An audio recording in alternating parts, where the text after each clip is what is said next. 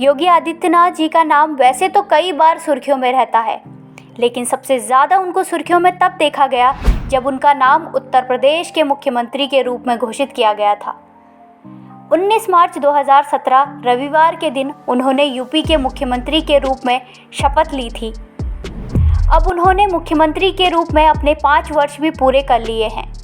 योगी आदित्यनाथ जी ने भारतीय जनता पार्टी यानी बीजेपी की तरफ से उत्तर प्रदेश के मुख्यमंत्री की कमान अपने हाथों में ली थी।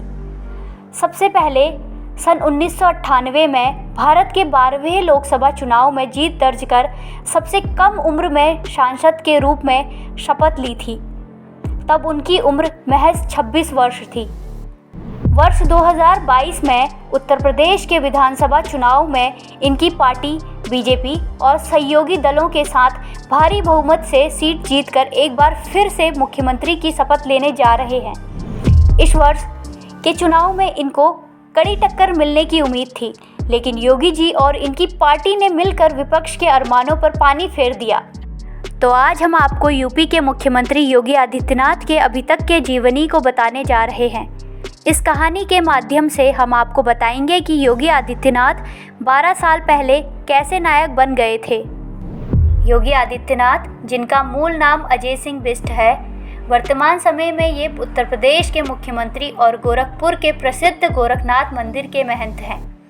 योगी जी का जन्म 5 जून 1972 को उत्तराखंड के पौड़ी गढ़वाल जिले में स्थित यमकेश्वर तहसील के पंचुर गांव के एक गढ़वाली क्षेत्रीय परिवार में हुआ था। इनके पिता का नाम आनंद सिंह बिष्ट है, जो फॉरेस्ट रेंजर थे।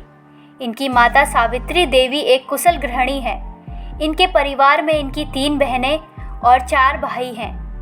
इनकी प्रारंभिक शिक्षा पौड़ी उत्तराखंड के प्राथमिक विद्यालय में हुई।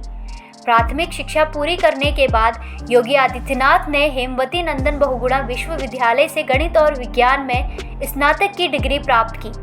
इसके बाद योगी ने गणित में MASc की शिक्षा प्राप्त करने के लिए दाखिला लिया, पर राम मंदिर में हो रहे आंदोलन के कारण इनका मन विचलित हो गया और इनका ध्यान पढ़ाई से हट गया।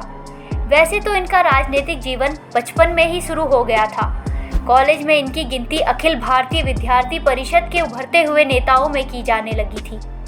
इसीलिए इन्होंने छात्र चुनाव संघ में लड़ने की योजना बनाई, जिसमें अखिल भारतीय विद्यार्थी परिषद ने इनको टिकट नहीं दी, जिसके चलते योगी ने निर्दलीय सदस्य के रूप में नामांकन भरा, जिसमें सन 1992 में यह चुनाव हार गए।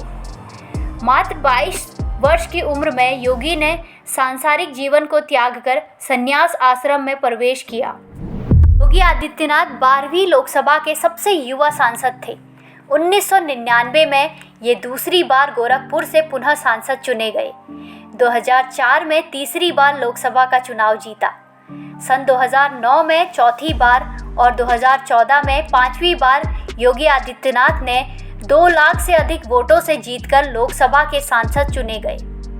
2017 में विधानसभा चुनाव में बीजेपी के राष्ट्रीय अध्यक्ष ने योगी आदित्यनाथ से पूरा प्रचार कराया, जिसका परिणाम स्वरूप 19 मार्च 2017 को उत्तर प्रदेश के बीजेपी विधायक दल की बैठक में योगी आदित्यनाथ को विधायक दल का नेता चुनकर प्रधानमंत्री पद को सौंपा गया।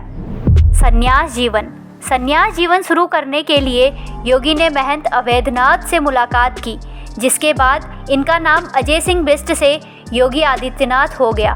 संन्यास जीवन ग्रहण करने के बाद योगी ने घर त्यागने और परिवार त्यागने के बाद देश सेवा और समाज सेवा करने का संकल्प लिया। 15 फरवरी 1994 को महंत अवैधनाथ ने योगी को नाथ संप्रदाय की गुरु दीक्षा दी और उन्हें अपना शिष्य बना लिया। इसके बाद अजय सिंह बिष्ट का नाम बदलकर योगी आदित्यनाथ हो गया। 12 सितंबर 2014 को महंत अवैधनाथ के निधन के बाद योगी आदित्यनाथ को गोरखनाथ मंदिर का महंत बनाया गया और नाथ पंथ के पारंपरिक अनुष्ठान के अनुसार मंदिर का पीठाधीश्वर बनाया गया। जैसा कि दोस्तों हमने आपको पहले भी बताया कि योगी जी के पिता एक फॉरेस्ट रेंजर और गोरखनाथ मंदिर के महंत थे और उनका शुभ नाम श्री आनंद सिंह बिष्ट था। रिटायर होने के बाद उन्होंने ट्रांसपोर्ट संचालन का भी काम किया था। योगी जी के परिवार में इनके माता पिता के अलावा बड़ा भाई महेंद्र है। दूसरे नंबर पर योगी आदित्यनाथ का जन्म हुआ। तीसरा बेटा शैलेंद्र मोहन और चौथा महेंद्र है। बेटियों के नाम पुष्पा देवी, कौशल्या देवी, शशि देवी है। दिल्ली के बाद बिहार में अपनी हार के चलते भारतीय जनता पार्टी बहुत ही ज़्यादा चिंतित थी। इस समय उत्तर प्रदेश में मुख्यमंत्री के रूप में योगी आदित्यनाथ को स्थापित करने की चर्चा हो रही थी। सन 2016 में गोरखनाथ मंदिर में एक सभा हुई जिसमें आरएसएस के सभी नेता शामिल थे। इस सभा में ये निर्णय लिया गया कि योगी को मुख्यमंत्री बनाया जाए। सभा में संतों ने ये बात कही कि 1992 में जब संतों ने इकट्ठा होकर राम मंदिर बनाने का निर्णय लिया तब ढांचा तोड़ दिया गया था। अगर सुप्रीम कोर्ट का फैसला हमारे पक्ष में भी आया तो भी मुलायम या मायावती के रहते राम मंदिर नहीं बन पाएगा। इसके लिए हमें योगी आदित्यनाथ को मुख्यमंत्री बनाना होगा। गोरखपुर के गोरखनाथ मंदिर में लोगों की बहुत आस्था है। मकर संक्रांति में हर धर्म के लोग इस मंदिर में खिचड़ी चढ़ाने आते हैं, जिसके चलते ये लोगों के आस्था का केंद्र बना और महंत दिग्विजय नाथ ने इस मंदिर को 52 एकड़ में फैलाया, जिसके बाद महंत अवैधनाथ ने इसको आगे बढ़ाया। योगी आदित्यनाथ ने निजी सेना के रूप में एक संगठन बनाया जिसका नाम हिंदू युवा वाहिनी संगठन है। इस संगठन की आधारशिला सन 2002 में रखी गई थी। इस संगठन का मुख्य कार्य ग्राम रक्षा दल के रूप में हिंदू विरोधी, राष्ट्रवादी और माओवादी विरोधी गतिविधियों को नियंत्रित करना है। हिंदू युवा वाहिनी के इन्हीं कामों से गोरखपुर में शांति बढ़ने लगी और वहीं दंगों की संख्या में भी कमी आने लगी है, जिससे गोरखपुर के लोगों का विश्वास योगी आदित्यनाथ पर बढ़ने लगा, जिसका परिणाम ये हुआ कि 2014 के चुनाव में 3 लाख से अधिक वोटों से जीते। वहाँ की जनता योगी आदित्यनाथ से बहुत खुश है। वैसे तो योगी आदित्यनाथ अपने पहनावे के लिए भी जाने जाते हैं। योगी जी भगवा रंग का कुर्ता पहनते हैं। ये कुर्ता नाखूनी सदा कुर्ता के नाम से मशहूर है। इसके पीछे एक कारण है, क्योंकि इस कुर्ते को सिलने के लिए दर्जी के नाखून बड़े होने चाहिए, तभी वह यह कुर्ता सिल सकता है। इसीलिए इसका नाम नाखूनी सदा कुर्ता पड़ा है। उत्तर प्रदेश के मुख्यमंत्री बनने के बाद योगी आदित्यनाथ ने बहुत सारे अहम फैसले लिए हैं, जिसके चलते वो लोगों में और लोकप्रिय हो गए हैं। जिसमें से कुछ मुख्य फैसलों और उपलब्धियों की जानकारी इस प्रकार है। सबसे पहला, अवैध स्लॉटर हाउस को बंद करवाया। एंटी रोमियो का अभियान चलाया, जिसके चलते महिलाओं में सुरक्षा की भावना बढ़ी। छोटे किसानों का कर्जा माफ़ किया। उत्तर प्रदेश में माफियों का सफाया कराया और अपराधियों की अवैध संपत्ति को सीज किया। राम जन्मभूमि मंदिर का निर्माण कराने में अहम भूमिका निभाई। करीब 500 सालों के बाद देश दुनिया में हिंदुओं के आराध्य श्री पुरुषोत्तम राम के मंदिर का शिलान्यास प्रधानमंत्री श्री नरेंद्र मोदी के हाथों से करवाया। लव जिहाद के खिलाफ कानून बनाया और पहचान छुपाकर महिलाओं के साथ छल करके शादी करने वालों के खिलाफ योगी ने कड़ा कानून बनाया। कोरोना जैसी महामारी से लड़ने के लिए नया मॉडल प्रस्तुत किया, जिससे कोरोना पर काबू पाया गया। उत्तर प्रदेश के नोएडा सिटी में एक बहुत बड़ी फिल्म सिटी बनाने का निर्णय लिया गया। प्रदेश में आ रहे निवेश को लेकर योगी जी ने कहा कि कोरोना काल में भी उत्तर प्रदेश में 56,000 करोड़ रुपए से अधिक का निवेश हुआ है, जिसमें देश की पहली डिस्प्ले यूनिट और data centre park Uttar Pradesh में स्थापित हो रहे हैं। विद्युत क्षेत्र में काफ़ी काम हुआ है। योगी आदित्यनाथ जी के मुख्यमंत्री के कार्यकाल में उत्तर प्रदेश में 3 नए इंटरनेशनल एयरपोर्ट की स्थापना का काम चल रहा है। इनके कार्यकाल में कई एक्सप्रेसवे, मेट्रो आदि के काम भी हुए हैं।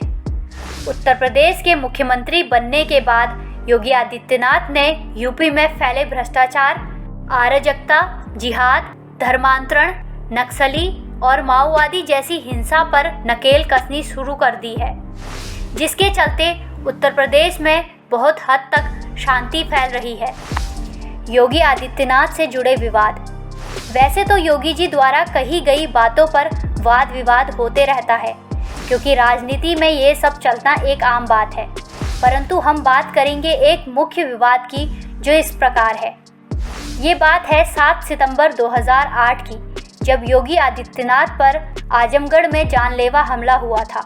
ये हमला बहुत बड़ा था। इसमें 100 से अधिक वाहनों ने योगी जी को घेर लिया था और काफ़ी लोग इसमें लहूलुहान भी हुए। गोरखपुर दंगों में योगी आदित्यनाथ को गिरफ्तार किया गया था। ये दंगा तब हुआ जब मुस्लिमों के त्यौहार मुहर्रम के दौरान फायरिंग में एक हिंदू युवक की मृत्यु हो गई थी। जिलाधिकारी ने जानकारी दी वह बुरी तरह जख्मी है, योगी जी आप वहां मत जाएं। परंतु योगी आदित्यनाथ जी वहां जाने पर अड़े रहे और उनको बाद में शहर में श्रद्धांजलि सभा का आयोजन कराने की घोषणा कर दी, लेकिन जिलाधिकारी ने उनको अनुमति नहीं दी। योगी आदित्यनाथ जी ने इसकी चिंता नहीं की और हजारों समर्थकों के साथ अपनी गिरफ्तारी दी। उनको आईपीसी की 151A, 146, 147, 279, 506 के तहत जेल भेज दिया गया था। उनकी गिरफ्तारी होने के कारण मुंबई गोरखपुर एक्सप्रेस ट्रेन के कुछ डिब्बों में आग लगा दी गई थी, जिसका आरोप हिंदू युवा वाहिनी संगठन पर लगा। उस समय मुलायम सिंह यादव जी की सरकार यानी सपा पार्टी सत्ता में थी। इस प्रकार आज हमने आपको योगी आदित्यनाथ के बारे में बताया। आशा करते हैं आपको ये जानकारी पसंद आई होगी। अगर ये जानकारी आपको पसंद आई हो तो इस वीडियो को लाइक और हमारे चैनल वी न्यूज़ को सब्सक्राइब अवश्य करें।